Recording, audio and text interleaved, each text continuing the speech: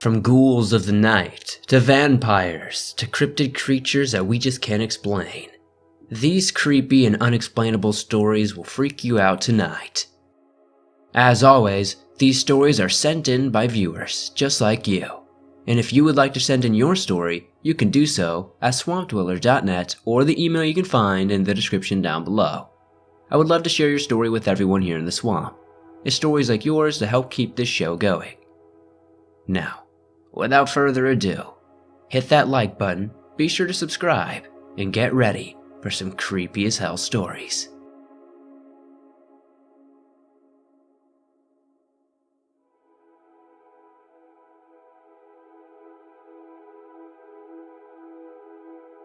It was 3 p.m., and I decided to take a nap after stuffing my face with junk food and also doing some light cleaning around my place. I bought my place a month earlier and hadn't had a chance to clean it at all because of my job as a nurse in the ICU. After some time sleeping, I dreamed that I was in the back of the hospital and that I was in a bed, but I couldn't move my body. It was there. I lay helpless with one lamp on my left and a life-size statue of the crucifix on the right glued to the wall. Soon, I started hearing what sounded like a Gregorian chant with no music. It was just a deep voice chanting an unknown language over and over again. I gazed upon my right side to find out that the voice singing was none other than the human-sized stone statue crucified on the cross. It began to move, and as it did, so I could hear the cracking of the stones and the sound of the small stone debris falling on the floor. I didn't want to see it, but when I looked at it, this strange figure was staring right at me. Red eyes with cheeks cracked and singing that eerily demonic song while struggling to get out of the cross from the nails on its feet and hands. I could see the cracks on its joints and neck as it was made of stone. This thing managed to free itself from the cross. It made a huge thud and began crawling toward me in the bed. I was breathing heavily and was praying for the damn thing to end. I wanted this dream to end, but I couldn't escape. Slowly, the song got louder, till I realized the moving statue was already beside me, singing loudly into my right ear. It was the most terrifying experience I've ever encountered. I can hear the cracks from its stone skin as it tried to sing the song over and over again. That's when I woke up crying, frantically freaking out. There was nobody inside the room with me, and it was already 2 a.m. when I saw the time from my watch. I almost had a heart attack when I felt crumbs of small stone dust in my bed. There was the smell of burning hair as well, and I could still hear the song ringing in my head like the statue was somewhere lurking in the shadows. I ran towards the switch and turned on the lights before running outside of the house crying. I sold my house not too long after that, and I've never looked back.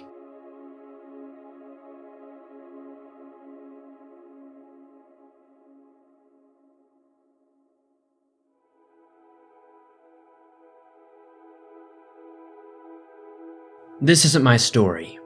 I'm going to put it into words by memory as best as I can since my grandmother has passed away, and my mom refuses to retell the story as she does not believe it. My granny was a massive believer in the supernatural, and always loved telling me all kinds of tales, both true and made up. She loved scary books and movies, and I believe her influence is why I love scary stuff to this day. Granny would tell me this story, and it was always the same. Nothing added, nothing taken away. My mother, upon hearing this story, would roll her eyes and say the only ghost is the Holy Ghost. My granny married a man who was as poor as she was, and they always had to move wherever they could find work for both of them. My mother was the eldest of 4 kids, and my granny had my mother out of wedlock in 1958. My mom was just an infant when they moved from western North Carolina to a small town just inside South Carolina that borders Rabun, Georgia. Granny always worked in chicken factories catching chickens. It was familiar work to her, and she was quite good at it. The house they were renting was a very old house and had no electricity and no running water. My family burned kerosene lanterns for light, and my granny would have to go to the well just to get any sort of water. The layout of this house was tiny. It only had a kitchen and living area. The bed was in the living room. There were attic stairs that led to a tiny loft that they used for storage. Since the house was so small, they made do with their space they had. Granny had a small bassinet-type rocker that she would put my mom into to sleep at night. The bassinet was at the foot of her bed. Granny said that every night when they would lay down for bed and blow the kerosene lanterns out, this shadow figure of a woman wearing a white lace wedding gown would appear at the top of the loft and slowly descend down the stairs and hover over her sleeping newborn. Granny, terrified at this thing rocking my sleeping mother, would strike a match and the ghost would vanish. She said this started immediately after moving in, and it happened every night without fail.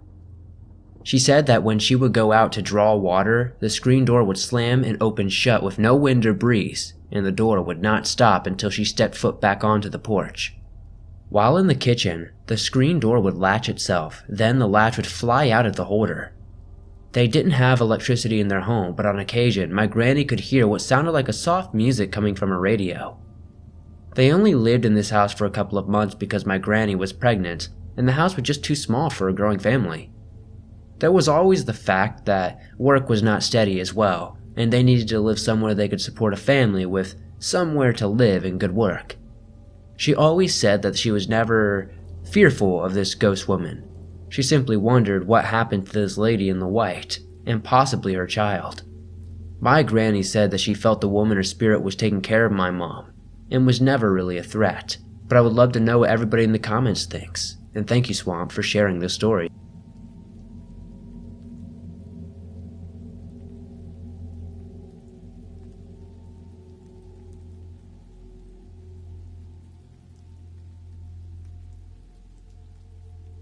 I, my sister, and a couple of friends were using a Ouija board on 2 separate occasions. They had 2 boards for these occasions. One was a homemade board, and the other was bought from the store. The one we made didn't seem to work at first, but after, it did, and my friend started asking it questions. She probably shouldn't have been asking them. She asked it things like when and how she was going to die.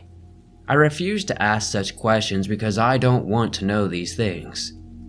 The quote-unquote spirit we were talking to was a little girl apparently, and when asked if she was good or evil, she said neither. Soon after, we felt a heavy, sad presence down the hallway. We were in the living room and couldn't see down the hallway from where we were sitting, but we felt the presence after my friend asked how she would die. The board replied that she would die at the age of 35 in a car accident near your home. I then said we need to stop playing around with this stuff and threw the board in the dumpster. My friend still hasn't turned 35, it won't be for a while, yet I'm curious to see if the board was lying or just answering a question no one should ask. In the second story, my sister and the same 2 friends bought a Ouija board from the store. We thought it would be fun to try asking a real board questions. My sister and her friends were asking sarcastic questions and being extremely disrespectful to the board, even though I warned them not to. I believe they always thought of the board as just a joke. We were talking to a young boy from the 1930s via the board, when later that night I had a dream.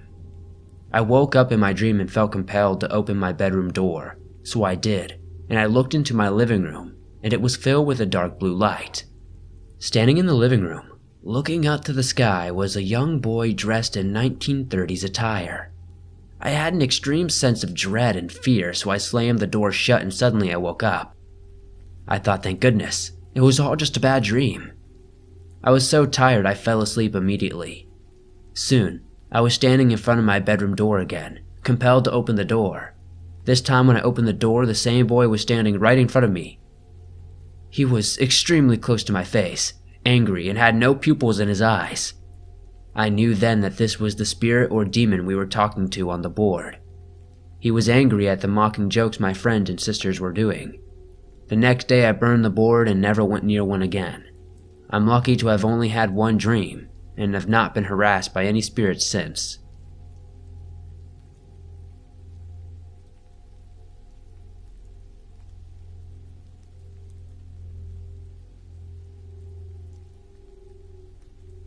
I haven't experienced too much paranormal activity in my lifetime. A glass sliding across a table by itself, footsteps coming from nowhere, and maybe unknown critters running across my attic floor. That was the worst of it. It was nothing to lose any sleep over until one night, just a few months ago. I was on the verge of having a breakdown due to mental problems at the time. As I laid down in bed ready to go to sleep, I turned off the light, and what greeted me was a sinister dark figure with a deformed head. The best way I can describe it is it's similar to those weird mannequins you see at Nordstrom. You know, the ones with the pointy heads and all. It had no facial features, let alone eyes. But for some reason, I could tell it was staring right at me. I jolted slightly, but was too scared to turn on the lights or anything for that matter. My boyfriend claimed it was sleep paralysis, but I remember being awake in bed fully aware of its presence. The thing just stood there, not reacting to any movements I could have made. Minutes seemed like a millennium, but it got to the point where I was so freaked out that I had pulled a small blanket over my head. I was sweating a lot, which made it uncomfortable to sleep. For whatever reason, I decided to look back out from my covers to see the shadow thing had disappeared. I never saw it again, but when I had to draw a picture to show a therapist, I burned it afterward just to make sure it wouldn't come back. I can thankfully say I have yet to be bothered by it again. If anybody has any idea what I experienced that night, please let me know in the comments down below. I would really, really appreciate it.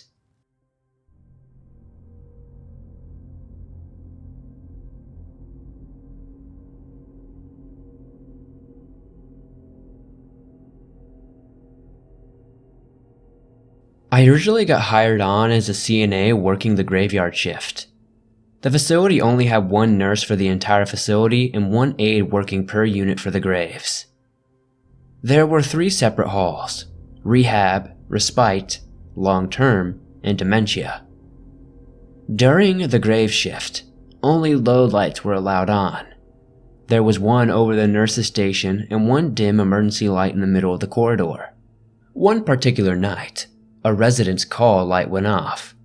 I looked at the board and it was Emily. I walked alone down the hall until I got to her room, the last one on the right. I tapped on the door. "Emily, I'm coming in," I said in a tender voice. I walked over, pushed her call button off, and asked her, "What can I do to help you?" "Beth, is that you?" "It is. Is everything okay?" "No. I think there's a man standing outside my window." Her curtains were slightly parted, and it happened to be moderately windy. I explained to her that it was probably the wind, and pulled the curtains tight, making sure she could reach her call button in the process. I then told her goodnight, and walked back to the nurse's station. About 20 minutes later, a little buzz filled the air, and a blinking light. It was from Emily. I walked down the long corridor and was in her room again. In her small, frail voice, she said, "Tell that man to stop walking by my room. I don't like it." I told her I didn't see anyone pass in the hall, but I will check the rooms for anyone awake. "Could you see what he looked like?" I asked. She reported to only be able to see a black silhouette. I filled her water and left her bathroom light on so it glowed under the door, giving her a little bit of a nightlight. As I walked back, I popped my head in another resident's room, looking for any evidence of someone awake. No luck. I got back to the station and told the nurse what Emily had said. Her response was they're all kind of crazy, and Emily tends to be needy.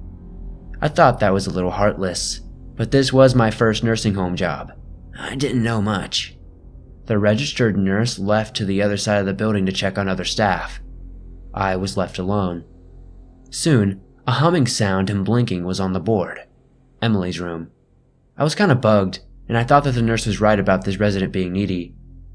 I looked down the long, dim hallway, and a shiver ran down my spine. Weird, I thought. I drifted towards her room and leaned over her bed to turn her button off. "Emily, what can I do for you?" She kept eye contact and mumbled something. "I can't hear you." I leaned closer. She feebly said, He's standing in the corner by the foot of the bed." Hot shivers shot down my spine, and that feeling fixed itself in my lower back, along with a heavy, sick feeling in my stomach. I could not bring myself to look. My head started to feel light. Emily, let's say a prayer. I knew we were of the same faith. I held her hands and kneeled. I said a prayer that she could sleep well and that anything dark in this room is to leave. I closed the prayer and she said amen. I sat with her a little longer. She said that the room feels lighter and it was okay for me to leave. I walked back to the desk station and the rest of the night was quiet. I'll never forget her or that experience. As I've gotten older and have had other supernatural experiences, I've noticed that if something dark, evil, demonic is present, I will feel the same feeling in my lower back. Does anyone have any theories as to why? Is there a connection with the spine or other nerves in the paranormal?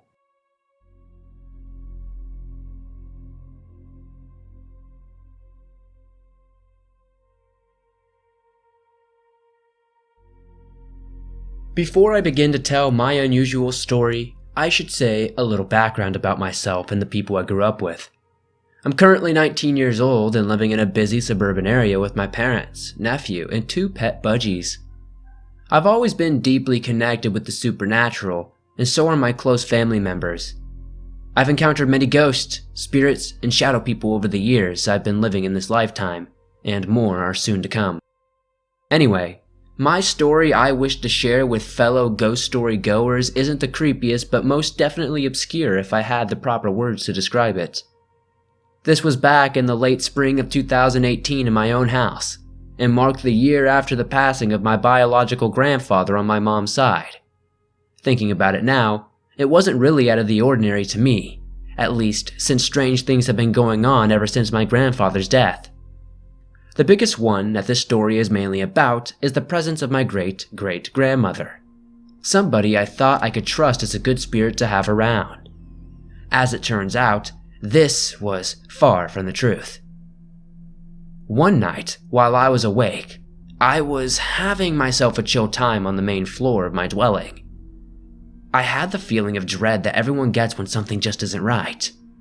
That's when I realized it was her, my great-great-grandmother, who was trying to convince me that my grandfather was a good person and that I should forgive him, even though he was an avid abuser in the past.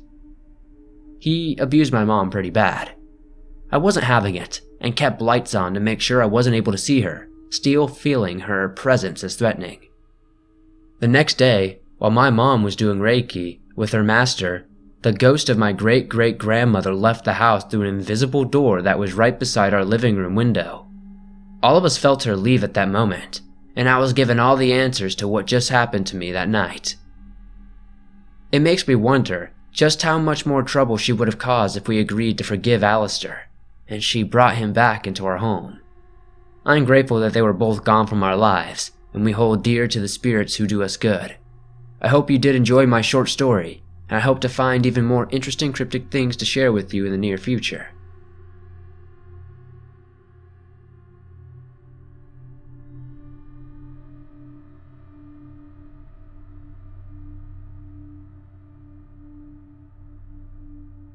The first really scary experience happened when I was 14. I just went to bed after hours of playing Tales of Symphonia, but I was wide awake from being in suspense about what was going to happen next. In my room, there was a giant framed world map poster with a very reflective glass surface. I had always slept with my door open with the hall light on due to living in a very haunted house before I moved into this brand new one. As I tried to sleep, I looked at my poster and noticed a shadow figure standing in the hall. It was an all-black figure wearing a hat. If I had to describe it, it looked like one of those neighborhood watch signs with the cartoon criminal in a trench coat and a hat. What freaked me out was no matter how many times I closed and opened my eyes, or what angle I looked at the poster from, it wouldn't change or go away. I eventually ended up locking myself in the bathroom until 6 in the morning and slept with my door locked and a bright lava lamp to illuminate my room from then on. I never saw the figure before or since. I've always dealt with sleep paralysis or terrifying dreams. Some of these I knew were hallucinations right away, but many of them I couldn't logically determine how they could come from my own mind, why my brain would even produce such a thing, or where I would even get the source material from this in first place. The most common hallucination was an elongated, distorted face that would appear dead center in my field of vision. I can't remember any detail, but honestly, I'm thankful for that. I just know they were complex and always had large eyes and were usually grinning a sinister grin. Oftentimes I would sleep with my phone and do a sleep of my room late at night in order to make sure nothing was there.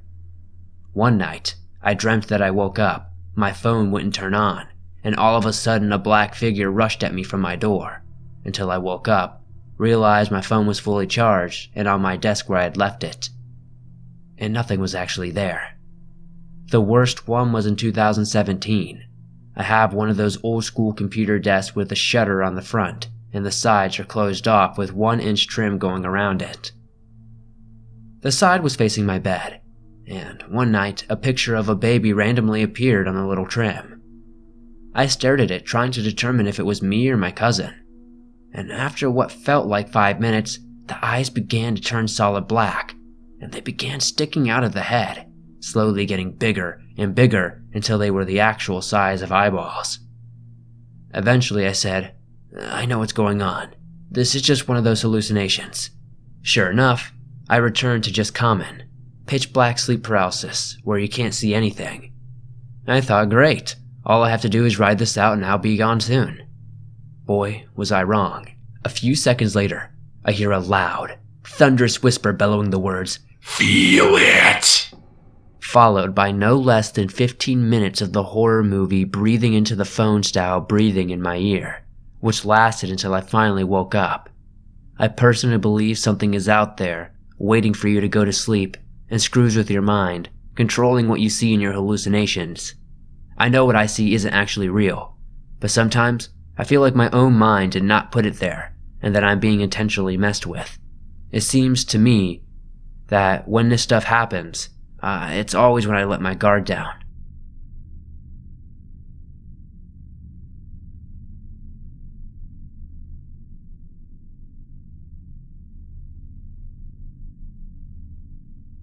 I don't have any of my own scary stories, but because I love your channel, I would like to share one of my father's paranormal stories. In the early 1980s, my father was a senior in high school and living with his parents and many brothers and sisters in their home in West Virginia. During my father's senior year, my grandparents' house had burnt down due to an electrical fire caused by faulty wire in a fan. So, until my grandfather could build another home, he moved in with my father and his 8 siblings into a small 2-bedroom home. The stay was just temporary, but to this day, my father hates talking about it. At the time, my father and his 4 other brothers slept on the living room floor. One night, while everyone was asleep, my father said he heard a noise at the front door. At first, he ignored it. I mean, they were in the middle of nowhere in West Virginia. He figured it was probably an animal of some kind. A minute or two later, the door began to violently shake, shaking and pounding as if someone were trying to get in. My father and his brothers jumped up to hold the door shut, not knowing who or what was on the other side. The next morning, my father and his brothers, who were not small men mind you, tried with everything they had in them to recreate the shaking on the door they had experienced the night before. None of them could. No matter what they did or how hard they tried, they couldn't. My father has reluctantly told me this story many times. It was not until recently that I learned what my father thinks caused the violent door shaking. He shared with me that 2 years before they moved into that home, a man had been stabbed to death in the living room. My father is someone who doesn't like to talk about a ghost or anything paranormal because he strongly believes it shouldn't be messed with. He believes the place was haunted. Paranormal or cryptid, I debate both. It scared my father a lot. My father, though, he doesn't talk much about them. He has had many other experiences I would like to share at another time. Until then, thank you for sharing.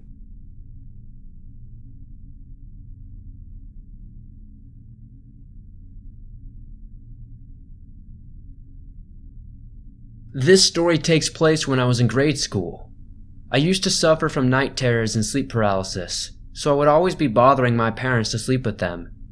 They finally got fed up and locked their door, which left me alone in the living room. I started to just sleep on the couch because it was across from their bedroom door. This one night was a typical Texas, humid night, and I had a small fan next to me. I had set it up so that my blanket was around/behind the fan with clothespins and made it like an air bubble type thing, because this cooled me down enough to fall asleep. Sometime in the night, I hear someone walking to the bathroom, and I think it's my dad, so I ignore it. I then feel a hand pressing down on the blanket and patting down/touching me. I sleepily say, "It's just me, Dad." Then he stops patting me, and I turn to go back to sleep. Then my dad pats at me again, trying to get under the blanket. When he finally does get under the blanket, I feel him touching/patting my chest and my neck, so I gently grab my dad's hand and say, "Okay, Dad, good night, love you," then kiss it. That's when I actually get to see and feel this hand up close. It's not my dad's hand. I'm holding some gross, pale, old twisted nails. Dirty, clammy cold hand. I don't know what to do, so I bite it, and the hand pulls away hard and fast. I then see someone run off and let off an inhuman scream. It wakes my parents up and they come out yelling at me for making so much noise. I'm already up pointing down the hallway where the bathroom is that there's someone in the house. My dad checks and of course there's no sign of any intruder whatsoever. They let me in their room and I sleep on the floor. I have no idea what that was, but I know I've been scared forever because of it. This is one of the many spooky encounters I've had in that house, and maybe I'll share more in the future.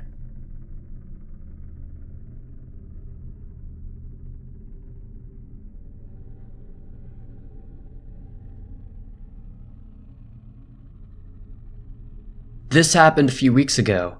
I was visiting my mom in Broken Bow, Oklahoma.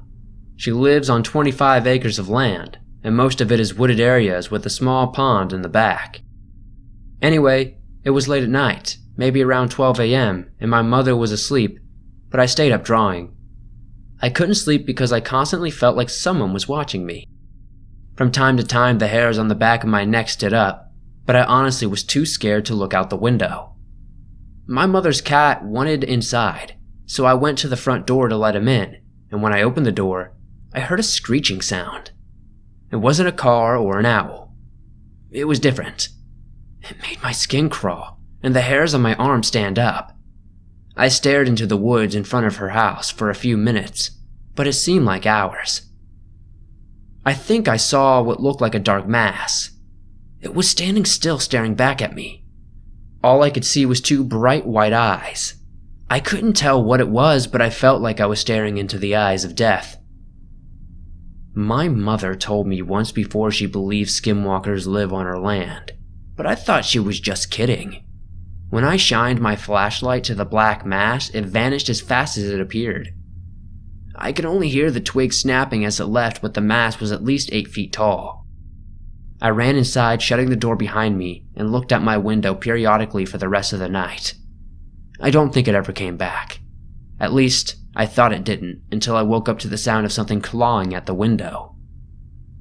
I didn't look as I was way too scared, so I'm not sure if it was the same creature or not, but the next day they found a cat next to the window all torn up, only bones and skin left.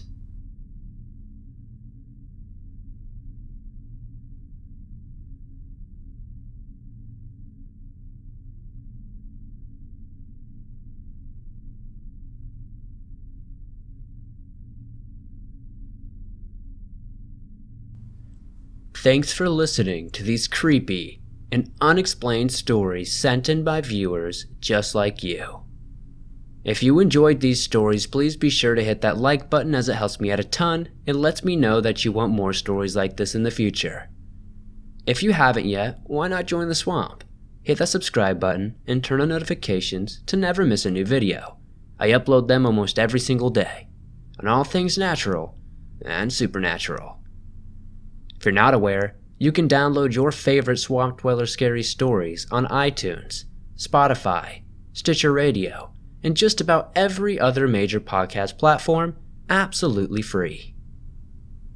Thank you guys, as always, for supporting the swamp the way you do. I couldn't have asked for a better swamp-dwelling crew. If you made it all the way to the end, today's code word is backflipping chicken.